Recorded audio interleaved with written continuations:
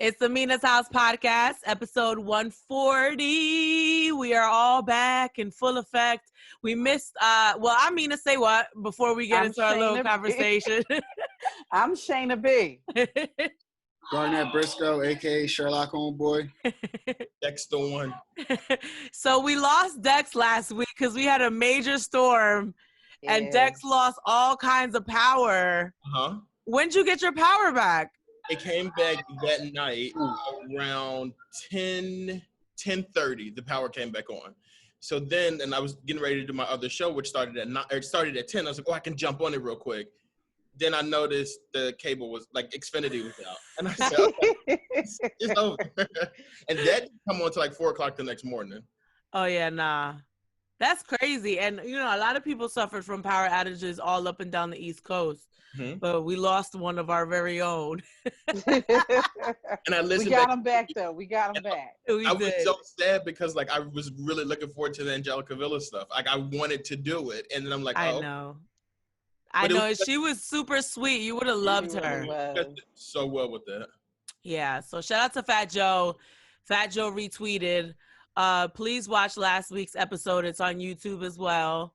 And you can listen on SoundCloud, the podcast app, Google Play, Apple Podcasts, all of that. Okay. I'm working on getting us on the Pandora network.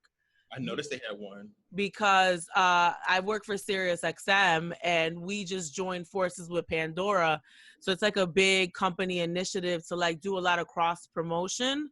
Mm-hmm. So they're like trying to find ways where we could kind of like create some energy between the two companies that are now one. So one of the ways is I have a podcast. I'm on Sirius XM. Let's get the podcast on the Pandora's podcast network. But like a lot of the other companies, there's not a lot of movement going on in my company right now, just because of COVID and everything going on with that. Mm-hmm. So people are just kind of doing like what they need to do to maintain and not doing anything extra. But it's definitely something that I'm pushing for. So, okay. So let's get into what's in our feed. Big news. We're watching history being made right now. Joe Biden has announced his pick for vice president, Kamala Harris. Can we clap it up for Kamala? Woo! Or Kamala. Kamala. Yeah, Kamala. I always be butchering her name. You like Kamala? Come on your Kamala. So she's actually breaking like a lot of barriers right now. So she is the first Black woman to be nominated for a major party as a vice president. If elected, she would be the nation's first female Black and first Asian American vice president. Yeah. Because she's the daughter of an Indian-born mother and a Jamaican father. Now, she has a very interesting background. Yes. So for people who don't know, she's a Howard grad. She's an AKA. So I know the AKA is going to be out there with their mask and their Lysol. Dex is repping the AKA colors here. You see the pink and green. And also she's from an HBCU. So look, her background, I'm here for it. So she's a former prosecutor. She's also former DA. She was a DA in San Francisco. So she was the first female DA in San Francisco, period. And then the first person of color to be a DA in all of California. She's also a former attorney general, now senator of California. What do we think about this pick? Well, I'm going to start first. I don't know a lot about her, so I'm going to be looking for, some of y'all information so, I can know. But I will say this. Joe Biden did a good job to try to get that Black vote. I know that. that was definitely a good pick. But, yeah, I'm interested to hear what y'all got to say about it. Well, he had a little hiccup because I feel like he kind of brushed Black people the wrong way for a while. I think that he's so down with Barack that he doesn't understand that other Black people might not be all the way on board. So he got a little bit too comfortable, and I think people proceeded to check him in his comfortability. Yeah, and he's kind of like, and I love Joe, Delaware, stand up.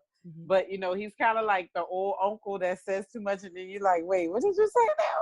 and he don't even realize what he said, but he said it. You're like, wait, no, run that back. Because a couple sentences ago you said, and that's why I am happy with the pick, you know, because you got me about to call this girl Kamala. Kamala, sorry. Has checked him like many a times, you know, in the presidential debate. You know, I feel like, you know, not only was it obviously getting the black vote, the woman vote, he knew this was someone who will check him. Like, she's not going to be no quiet VP. She's not going to sit there and just sit in his office. And I love that he was up for that challenge of like, she's going to keep me fresh. She's going to keep me on my toes. She's not going to just go for the okie doke. You know, she's going to stand up for what she believes in. You know, obviously from a woman's perspective, it's huge. From a color barrier and, you know, just her having such a diverse background is huge. But I'm just going to honestly say I'm not shocked. I don't know if people saw this a couple weeks ago. It might have been like 3 weeks ago. He had like a notepad where they had her name and it said VP. And I always was suspect about that. Plus, you know, we watch Scandal and it's like, so they just took a picture of that notepad and you ain't know your private notes. And I felt like that was the like, get us ready to see how people were going to prepare for this announcement and kind of check the temperature of people. But of course, there's nasty things coming out about her already because, you know, people gonna hate. Yeah. Well, I don't know if I would say that they're hating. I think that her track record is a little like flawed. I think when we look at it, it's kind of like, I mean, this is how I look at it. When I didn't know any of those candidates when all 1,700 of them jumped into the race for president. I didn't know any of those people. I knew Bernie Sanders from 4 years ago, but I didn't know anybody else. So it was like they were there, they were all fighting, doing what they had to do, and then people just started dropping out. And she was one of the ones who dropped out, and I didn't know much about her at that point. So it was kind of like I learned more about other people, and I still don't know much about this woman who like the last time I saw you guys together, y'all were fighting and arguing. So like, so like, how did this happen? Which now brings me to a conspiracy theory. I think that like when Shana just said it, I'm just like, yeah, that's exactly what they wanted us to look at. Like Kamala can get with Joe, like she can control him. And if you think about it, like she could, if he does something or gets out of line, she could snap him back into it. Like Joe, get it together, right? And we saw that at the debates, right? That's all we pretty much saw, but we saw it. So now we see Joe is going through life making all these gaffles, like you ain't black enough, or there's more Hispanic diversity than black diversity. All that stuff he's been doing, but now they pick a person who can now get him together. So that makes sense. But what I really think they're trying to do is, I don't think Joe wants to be president. Notice when everybody was throwing their head in, Joe didn't throw his head in. Joe didn't come in until much, much, much later. Joe's there now. He doesn't want to do it. So what he does is resign when he gets in, and then Kamala's the president because people aren't going to vote on their own for a black woman. That was a deep conspiracy. Right, damn. You got way deep. Honestly. Them gummies got you thinking. Right. You was like, I will say this. I think her background as a prosecutor is going to be a problem with her, especially amongst people of color, because her job as a district attorney and as a prosecutor is to put people in jail. So, you know, and not, you know, obviously there's a lot of bad people in the world and a lot of bad people that need to go to jail. But I think that the consensus is going to be amongst people of color is you've put us in jail, because the statistic is most people that are in jail, the proportions are people of color. So I think that's going to be a problem for her. And she was in California in a predominantly black area. So like that's who would have been put in jail. Well, and I do agree with you, Dex, to some extent, that I don't really think, you know, before when Donald Trump ran and Bernie was running 4 years ago, we do know Joe was dealing with his own personal tragedy of losing his son. So when people were saying he should run there, I get it from a tragedy standpoint. His mind wasn't even there.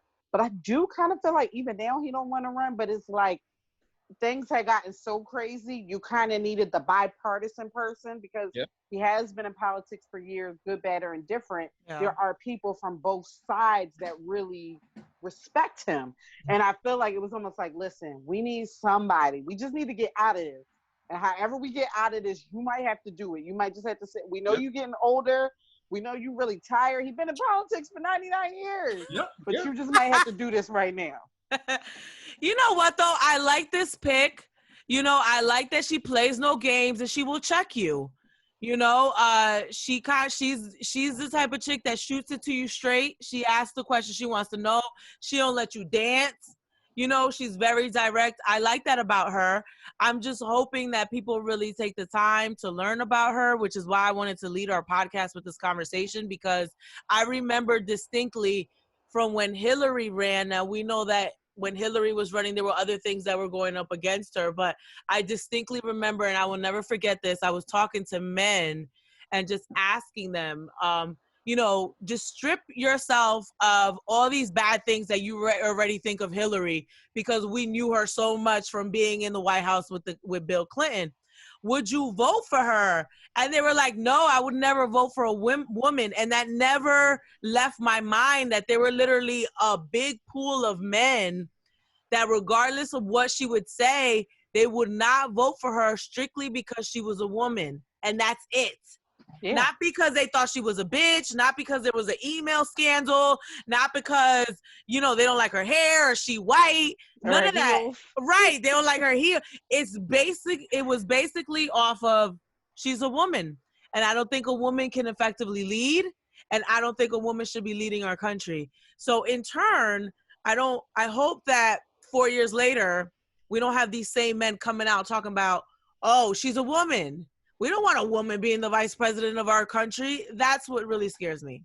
Well, you know we are. Like, so that part, you already know there are going to be some people that the vote is now lost because he has picked not only a woman, but a woman of color. Right. Like, so let's just put those out there that even if they're tired of Donald Trump, this selection is going to lose some of those voters. And I think that they knew that, but they kind of weighed the risk reward with it. You know, had to do it because, again, like we are in Pennsylvania, which I know, and I remember when Donald Trump ran and they were talking about that, there were so many people that would lie and say like, oh, I'm voting Democratic here. We're in the Democratic state. But then they said, they were like, I ain't voting for no woman. Like, if she was a dude, I would, but she a man. Like, I can't do that. Right. And that's going to happen. Unfortunately, it is.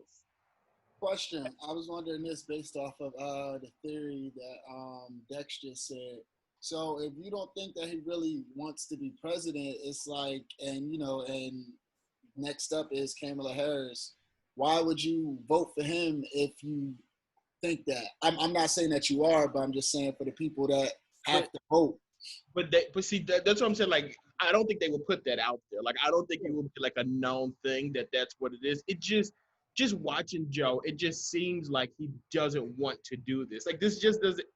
I don't know, something about it, like, we've seen Joe be sharp as a tack when he was running with Barack Obama. And I know he's older now, but, like, some of the stuff he's doing, it's just, like, no sense. I don't know, Joe. Like, this isn't you. Like, this isn't how you would really run this if you wanted. It was almost like this campaign was too easy for him. You know what I mean? Like, there was no challenge. Like, you knew when he jumped into it, we got to give it to him. Like, this is who it's going to be because he's, like, the only one they can put up against Trump. Well, I hope this campaign is easy for him because I'm very worried about the misogynistic people that will not vote for a ballot who has a woman on it just because they can't see women in positions of power and leadership. Right.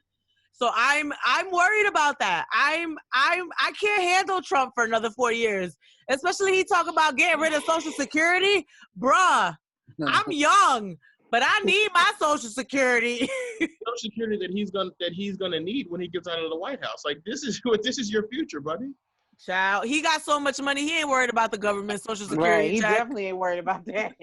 I am. He don't even pay his taxes. Right. All right. So everyone, please do your research.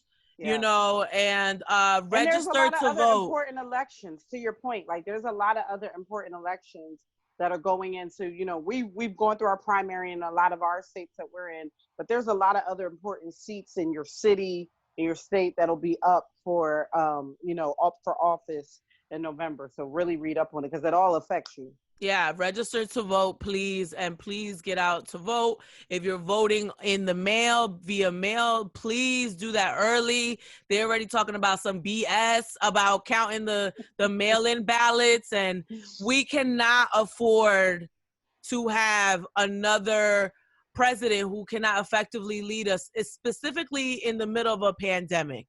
Yeah. I mean, people losing their hair because of the COVID. I can't, you know, every time you get a little sick, you're paranoid and you think you got the COVID. Just this week, 3 of us thought we had the COVID. You know, so it's like I can't. We need effective leadership to lead us through this coronavirus thing. Please vote. Do your research. Register to vote. Moving on. The wet ass Punani video. WAP. Megan Thee Stallion, Cardi B. A lot of conversation about the raunchiness of this video. What are your thoughts? I thought the video was very well done. I thought it was very tasteful. I had no issues with what tasteful. Very tasteful. A little too tasteful, actually. No issue with anything that these women were doing. I thought it was very creative, and I think we live in a world where, unless it's Beyonce or a pop star, like our videos are very bland and boring. There's no budget behind it.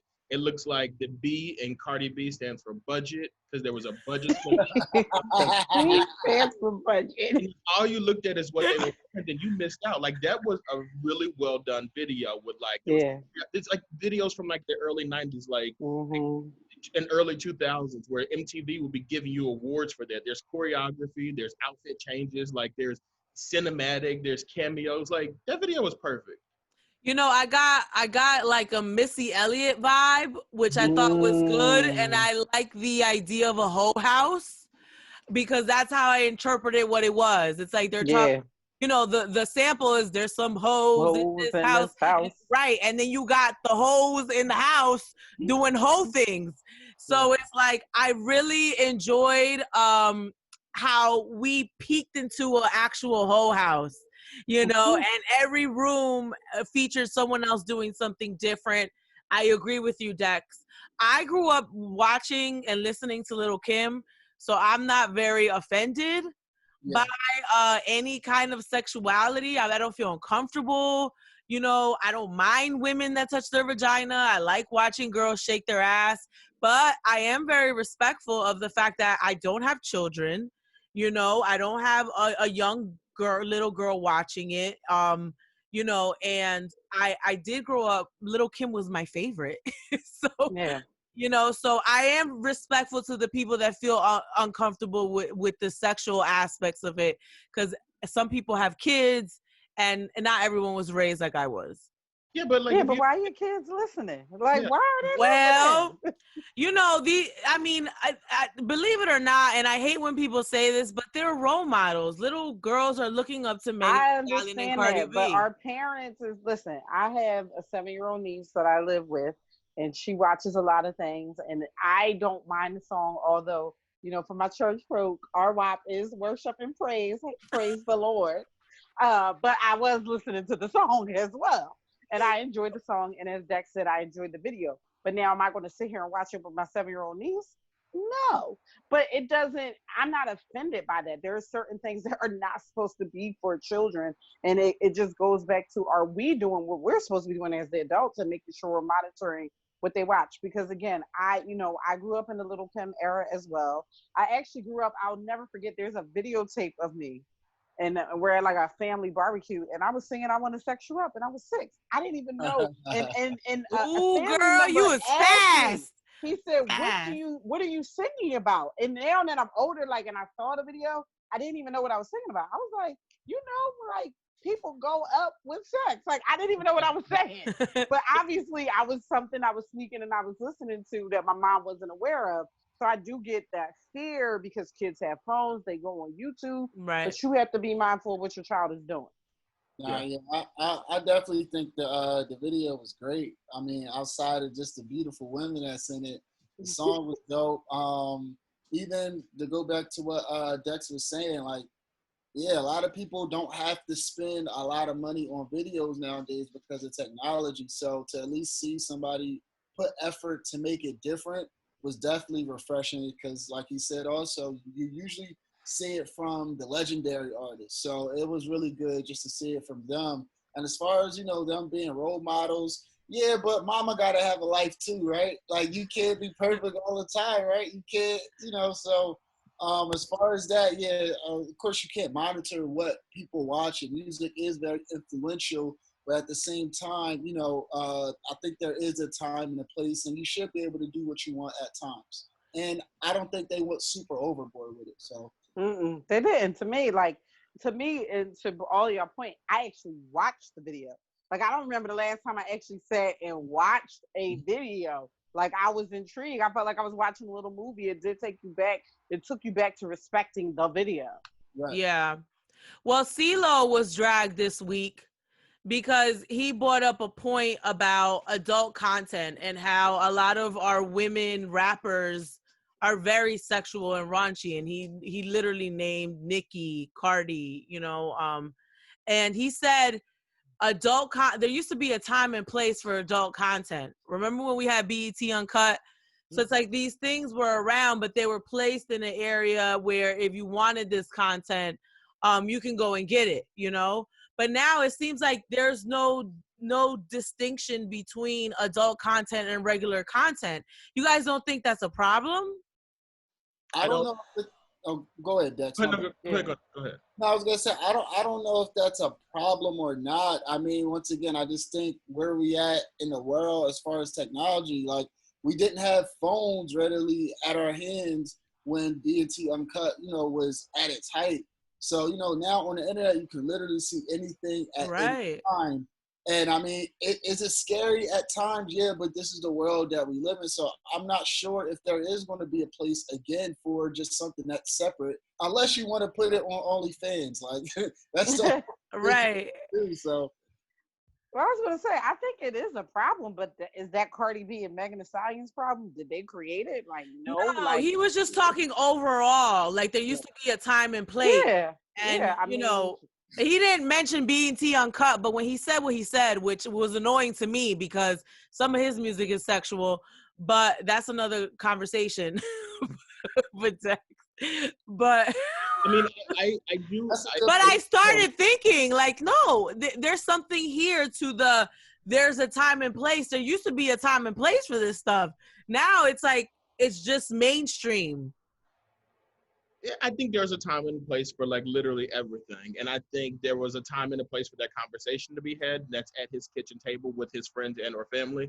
And I also think there's a time and a place to have sex, especially with people who don't want to have sex with you. In 2012, he had rape allegations for trying to force himself on someone in the hotel room. Right. I don't think he should be the person talking about anything like sexual at all. Like what you did was serious, and like you could have went to jail for that. So like just worry about that and focus on that. Like don't do the time and the place stuff. Listen, right. These dummies got Dex on one. He really Dex made me chill. Yo, Dex, I think I had coronavirus again. Dex took a week off and came back with a thank you, my spot on the team. You saw we kept you on the flyer too, boo, right? When I said that's a blessing right there. They really looked out. All for one and one for all. I also think that's a good point too, and to go back to what you said as well, I mean, as far as that. So even the time and the place of it, it's like, were you also having this conversation when a male dropped a video similar to this?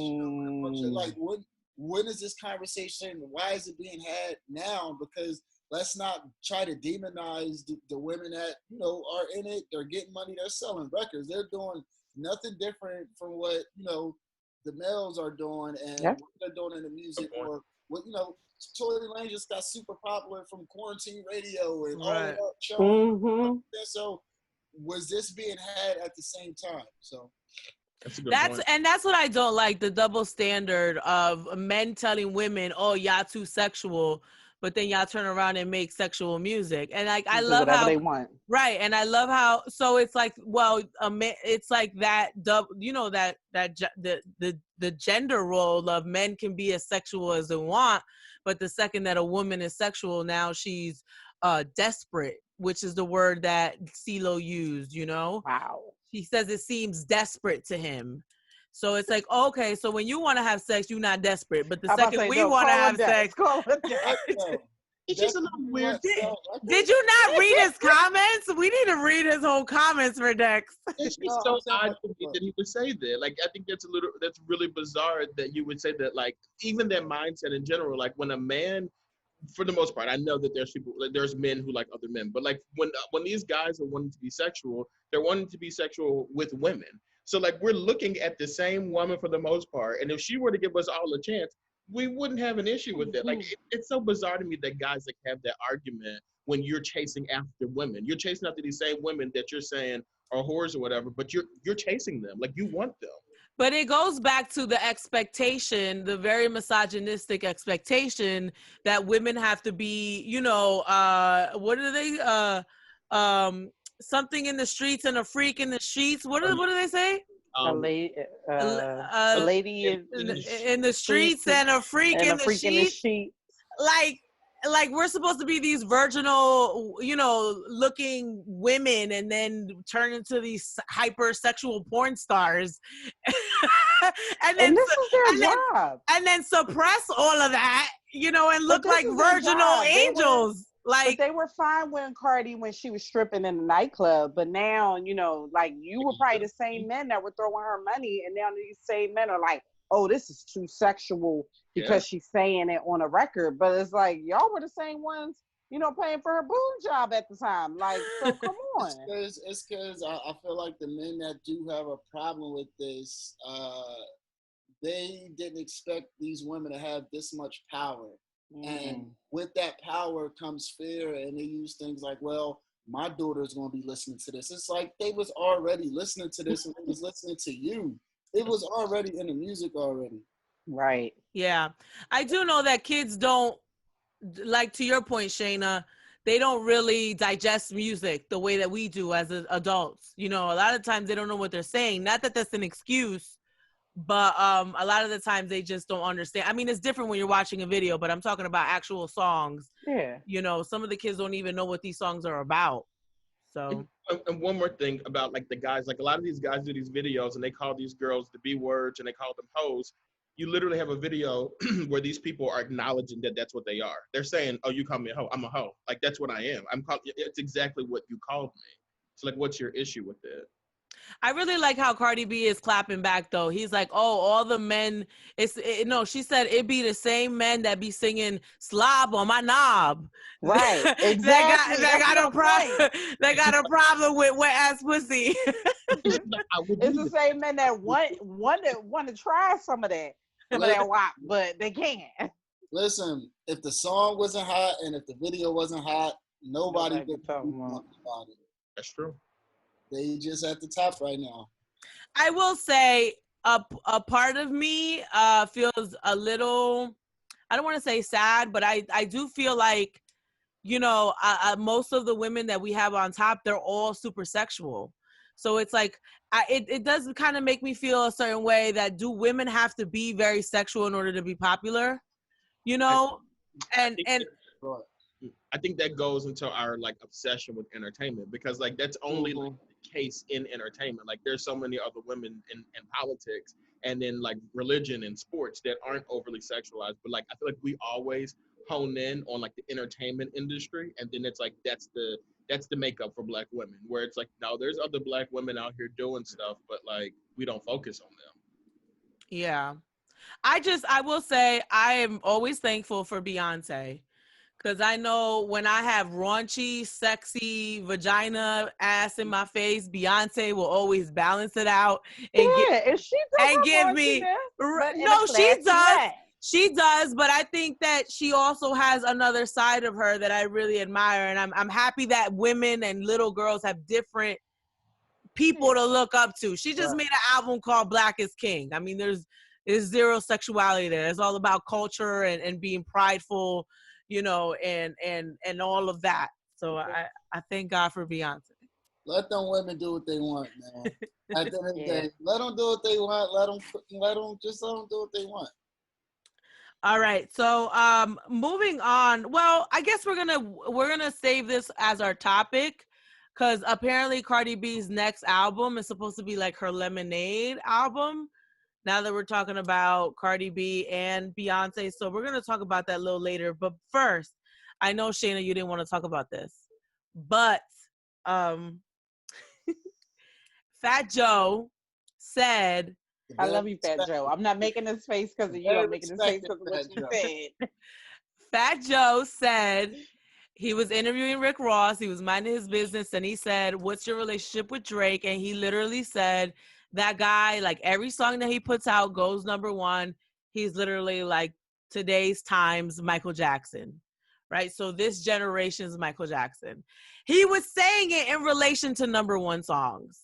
And that's where he should have kept it. But he didn't say in terms of songs. He said it more broader, and he should have been more specific. But I wanted to entertain this idea because, you know, I'm an objective thinker. So when people say something, I really think about it. Is there any truth to this, right? What do you guys think about that? I mean, you think about all and you know I'm not the biggest Drake fan. I mean, I like Drake, but not like that. Sherlock Homeboi knows that, you know, but think about that. Considering all his accolades and everything that he's done, and he's been in the game for so long, is there a possibility that he could be today's Michael Jackson? It depends how you look at it. I mean, I wouldn't say that only because I'm a super Michael Jackson fan. I feel like he's at the head of the Mount Rushmore of all musicians.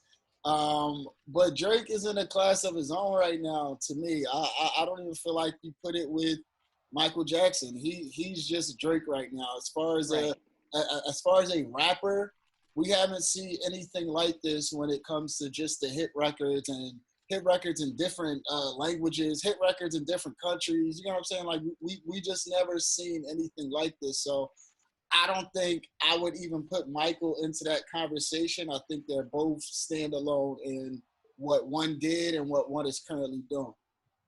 Yeah, I agree with that completely. I don't think that Drake and Michael, like if they did a versus battle, they wouldn't say, let's put Drake and Michael Jackson together. Like they're totally different music. Like I get it in terms of like #1, they're really popular artists, but like what Michael Jackson did wasn't just put out good music. Like he was like a world leader, and I think Drake could get there one day. But Drake, music-wise, Drake is amazing. I don't necessarily know if it's like Michael Jackson amazing, but Drake's amazing music-wise. But like Drake doesn't have the cultural impact that I think Michael Jackson had. I think Beyonce could be close to that, but I don't necessarily know if Drake is at that lane right now. And it's mainly because he's a rapper. I don't think he would get to that lane. Yeah, I totally agree. That's the thing is I just think Drake has made his own lane, and by far, like, I'm not diminishing any of his accolades or anything he does, but I think that we are in a new class of music. So compare him to Michael Jackson is disrespectful to Michael Jackson, and it's also unfair to him. And to Dex's point, like, Michael Jackson was a performer. I love Drake to death, but I don't really go to a Drake concert because he's going to perform. I just might want to hear that song. You know what I mean? It's not like he's going to like, oh my God, what dance is he going to do? Oh my God, what outfit is he going to come out with? Is it going to have to change? Is he going to just stand for 15 minutes and everybody's going to go crazy? Like, no, like he wouldn't even want to do that. So that's why I just feel like, you know, I guess he was referring to #1s, but it's class of its own. Again, like we talked about, music is so different now, the way that we consume it. I definitely congratulate Drake for everything that he's done in creating a different lane. Well, I also think Michael Jackson really broke down racial barriers that Drake just has not done, you know? Yeah. I mean, you have to think of what? I said maybe not racial, but he made everybody love Canadians a little bit. Stupid. Like, you have to think Michael Jackson was the very first Black man to be, his video was the very first video of a Black man to be shown on MTV. Mm-hmm. You know, I mean, it was, you know, prior to that, Black videos and Black music was is very segregated, and you only found them in certain areas, you know? So it's like, this was mainstream. He broke it down mainstream, you know? He did shows that other Black performers didn't do, you know? So I think racially, Michael really helped break down some barriers with his music. But in plain devil's advocate, I would like to say Drake has surpassed a couple of people in the top 10 charts in the on the Billboard Hot 100. So he surpassed Mariah Carey's record. She has 28 top 10s. He surpassed Michael Jackson's record. He has 30 top 10s. He surpassed the Beatles' records. The Beatles have 34. Madonna has 38. He has 40 entries. This is a list of greatness. And that Drake is inserted into, and he has nowhere near the amount of years that these people have in. Well, I was going to say the music business too, and again, not taking away anything from Drake, is totally different. And the way that he is able to control a lot of his music, you know, when you talk about a lot of those artists, and even Mariah Carey, can't wait for her book because I want to hear it in the book.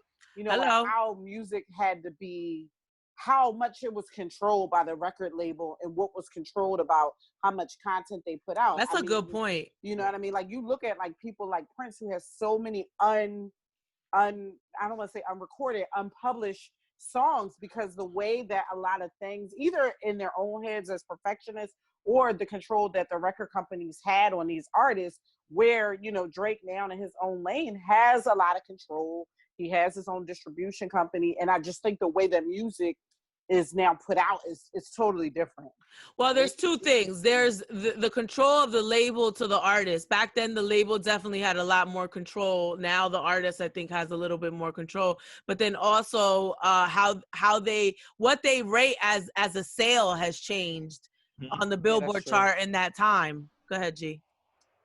No, I was going to say, also, I actually forgot it. It was just piggybacking what you guys had already said.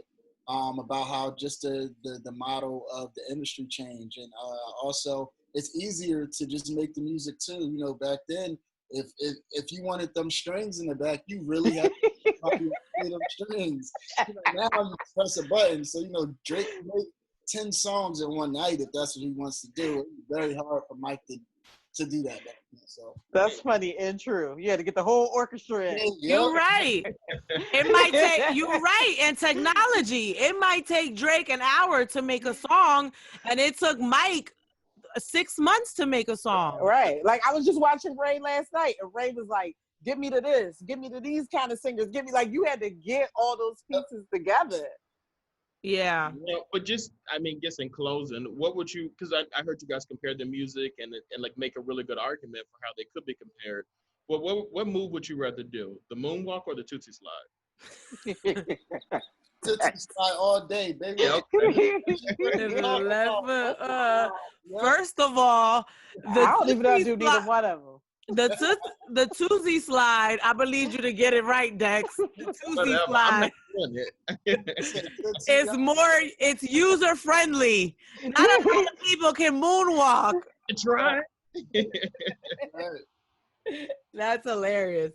Okay, so you know, this is where I have all my, you wonder where I have all my information. I'm a wealth of music knowledge. I know where everything is. I'll be like, let me go to the page where it says how many top 10 songs Drake has. So our topic today is about relationships and invading your relationship's privacy. So Cardi B in the interview, she's covering L. She's talking about her next album. And back to our conversation about the video, I think she put a lot of money, to your point, Dex, Cardi budget. I think she put a lot of money into this because there's a lot of expectation from this second album. You know, the buildup of her first album, Invasion of Privacy, won a Grammy. You know, it broke all these records, and not only as a Latin woman, but as a woman in music. You know, she had multiple songs on the charts, won a Grammy, the only rapper to ever win that Grammy, female rapper. You know, so there's a buildup. So you don't want the expectation to be let down by this crappy second project. So she has to come with it this time around, even bigger and better than last time. So coming out the box with this song with a big video definitely adds to that, you know, that buildup. But she's saying in this article that this album is going to address a lot of the issues that she's been having with Offset. Now, we know there's been rumors of him cheating and, you know, people are always looking into that. She said she's going to have a Beyonce Lemonade moment. Now, here's what we're talking about. If you're going to put all your business on Front Street, what is private? Like, when you're, especially when you're an artist, your life is kind of out there, but there's also an expectation that you have a privacy, that there's certain things that are off limits when it comes to sharing about your relationship. We will never know why Beyonce dropkicked Jay-Z in the elevator. We know it happened, but we don't know the backstory, you know? So what's the violation here? You know, does Offset have, you know, a right to privacy in his relationship? He shouldn't have did it. Shouldn't have did it. You knew that woman was a great musician. What are you talking about? You knew she was going to need something else to write about. You know what I'm saying? But now, as far as that, I think she's just living her life, and what she has to offer us right now. You know, that's a huge part of her life is family, her children, and her child, and, you know, making music. So between that and traveling, I mean, which one would you rather hear, about her relationship or her just keep talking about the WAP? Like, which one do you want to hear? That WAP.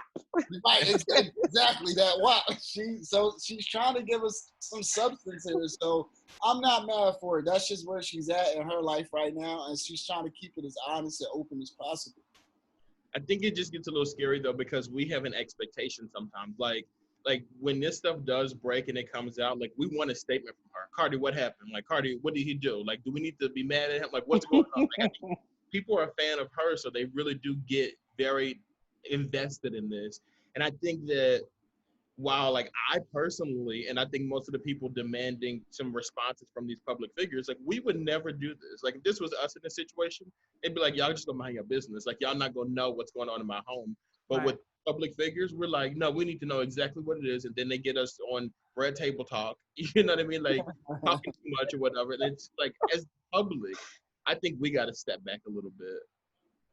Yeah, I was gonna say I do agree with Sherlock Homeboi that, you know, as artists, I do think they tell a lot of their story in their music. Really good artists. You know, I know a lot of great singers and songwriters in Philly, and like when they have breakups, boy, some of that work be the best work. Like, you almost want them to be going through something. Like, yo, and then you be like, this one is my favorite song, and you know they talking about the guy they broke up with, and, you know, telling, like, I you know, telling some of those details without really telling them, doing it in a way that's creatively probably telling some of your business, but still protecting that person.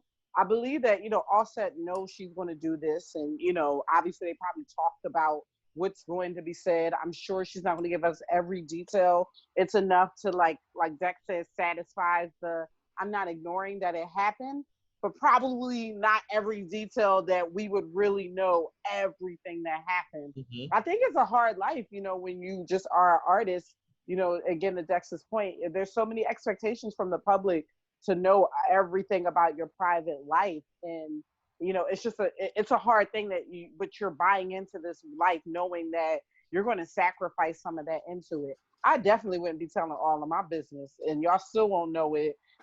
Even with us being on the pod, sometimes I even tell a little bit too much, but, you know, I just think when it comes to privacy is so sacred, and you can't get it back once it's kind of out there. Yeah. So, you know, it's just, I'm sure they've weighed out what level of the invasion of their own privacy is going to come out in this project and now in their lives, because I'm sure he's probably better about cheating. You know, and I'm not even saying he's cheating, but if he does, he's hiding it better. You would hope he get better, because come on now, you was sloppy. I will say it kind of spoiled it for me that she announced it, like, because now I'm looking for it. You know, right?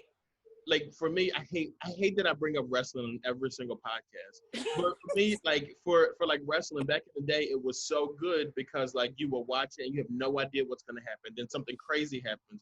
But now, because they know, like, they have to pull you in before you actually give it a chance. You got to tease all this stuff. You got to tease who's going to be on it. Like, you really have to give them every single thing for them to even give you a shot, which is crazy because there's no element of surprise in music anymore. That's right. And that element of surprise is what I think made Beyonce's Lemonade so epic. You know, we didn't see it coming. Yeah. It was a surprise album. And then there's no real explanation. We don't know how many of the songs she's talking is about their relationship, how much of it is truthful, what is someone else wrote this song, or she's writing about someone else's experience. So I think that a mystery, that allure of, oh, is this about her? Or, you know, I think that really added to the greatness of that album. But when you spill it and tell us, it takes away from that. I was just about to say, though, Beyonce and Jay-Z are the king and queen of it. Because to your point, like, it came out, there wasn't really a lot of interviews on what it, you know, we knew it. It was like, I said what I said, and I'm done. Like, you know, like, I'm not addressing it anymore. I don't have to.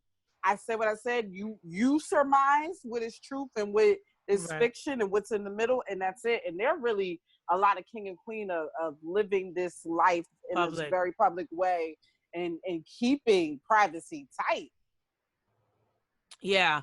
So I think she kind of spoiled it with that, because now what's going to happen is I'm looking for it in the album, and if every song ain't something, I'm like, what is this? This ain't no Lemonade. Yeah. And then the visual component of Lemonade was so powerful. I mean, for you to even evoke Beyonce's Lemonade, like, this album, and she did say, I'm gonna have my Lemonade moments, but I think because Lemonade had the visual component, you know, that was probably Beyonce's first visual album, really, you know, before Black is King, and just the element of surprise really caught everyone off guard.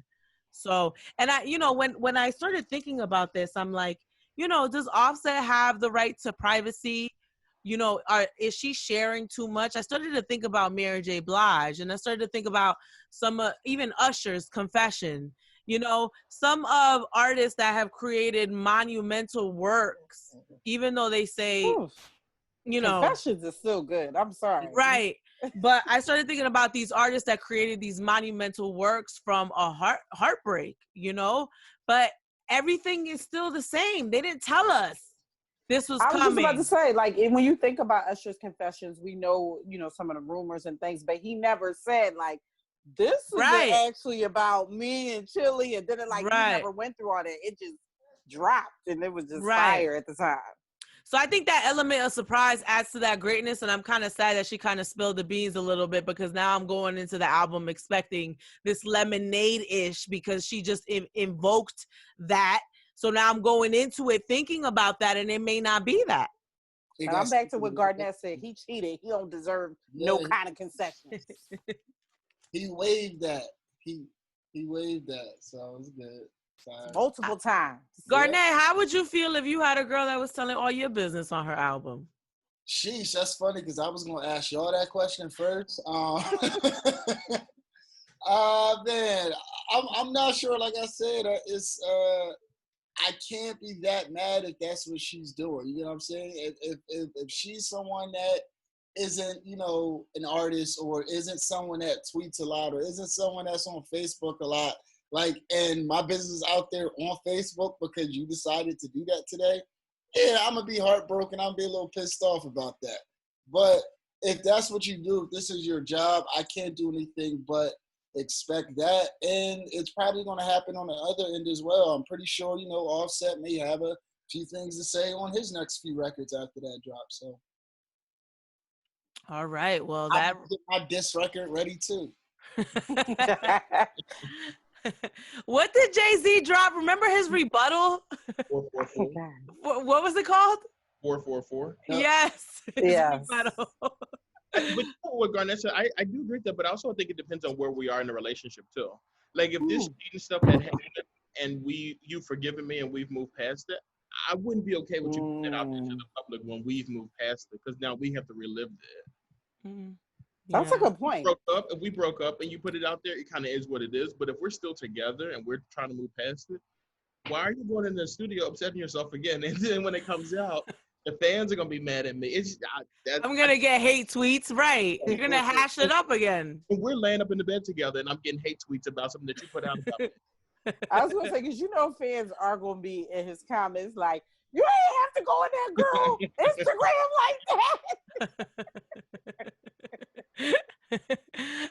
All right, guys. Well, that wraps up our conversation for today. Anything you guys want to add?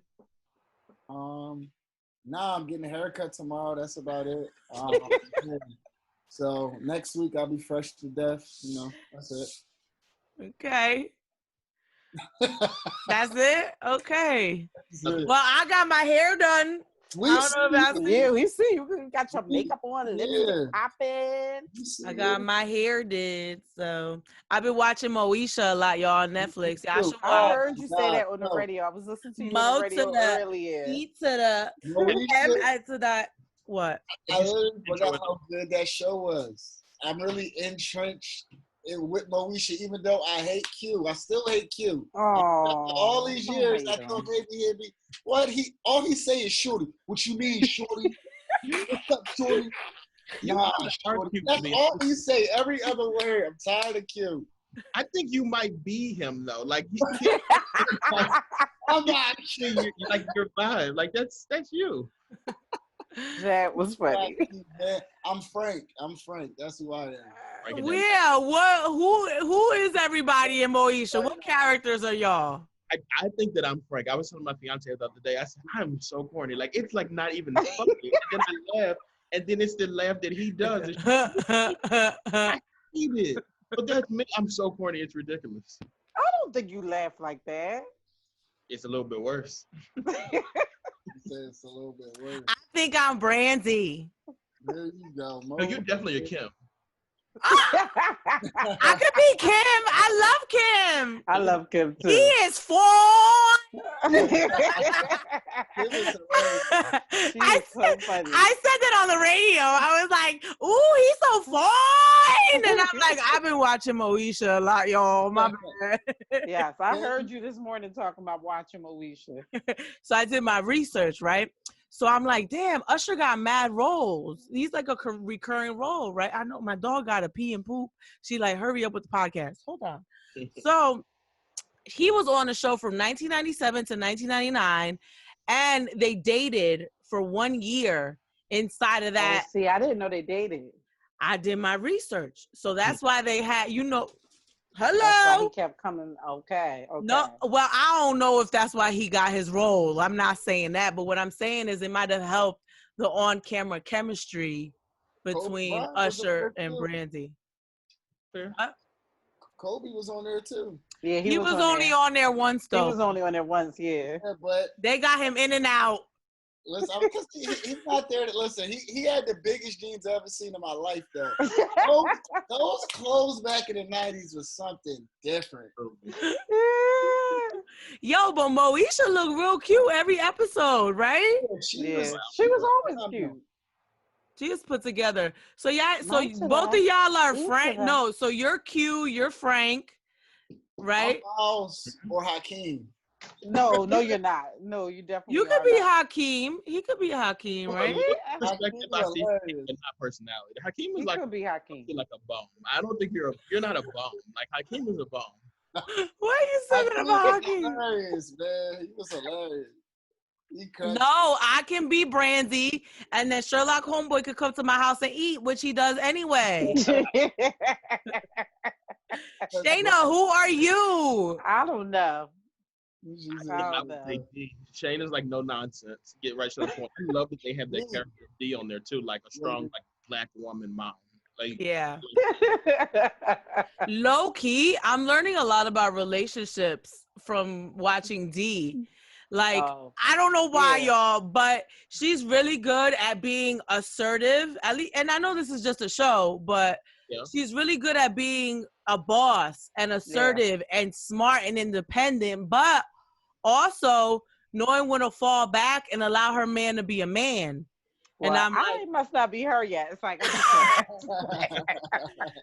how because I'm like, what? why don't y'all put her on the TV, the best TV mom? Not you guys personally, but people never put D on the best TV moms. That's true. Like, She don't get enough respect. She definitely does not get enough It's respect. because her character wasn't like it seemed like she was always hating on Moesha, who's the star of the show. So nobody's gonna love that. That's what it seemed like, even though it's not true. But no, she loves her. yeah, was arguing. Moesha always got kind of like a problem. Like I just watched the episode where they've been living in the house for some time now, and she's with Frank, and she wants to bring in some of her own furniture. So she wants to have a yard sale, and Moesha just started going off. It's like, what? But it made me look at D too for a second. Hold on, D, don't be selling her mom's stuff, D. First of all, that wasn't her mentality. I'm gonna get her mom stuff up here. It was just, she literally won a contest to have a designer come and evaluate her home. And the designer came in and evaluated her home and said the furniture is tacky. It's not her fault that, Moesha's mom picked out the furniture. Like, that wasn't where she was going. Mina said she did her research. She just watched that episode. Like, she knows. She said she's been watching them all this week. I did too. First of all, no, I'm on season 4. Okay. Oh, sorry. So you on season 2. 20, So catch up. Hey, hold on. Why is there so many damn episodes in this? That's what she said on the radio. I said 21 episodes. Season 3 is 21 episodes. That's the longest season I've ever watched. Yeah. Ooh, you my friend. You really listen to me. Aww. But I will tell you this though, I haven't skipped the intro one time. I listened. Me neither. No, you have to. That's the best part. I used to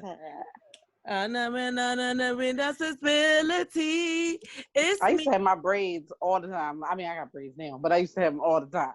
Your poetic justice braids. Okay, my dog needs to pee, y'all. Anything else? All right, no, that's it. All right, y'all. Thank you for listening. It's the 140th episode. We are working on another interview for next week. Check out Angelica Villa from last week and find us on YouTube. I'm Mina SayWhat. I'm Shana B. Rodney Briscoe, a.k.a. Sherlock Homeboi. Dex The One. M to the I to the A to the A to the. It's the Mina's House Podcast. Peace.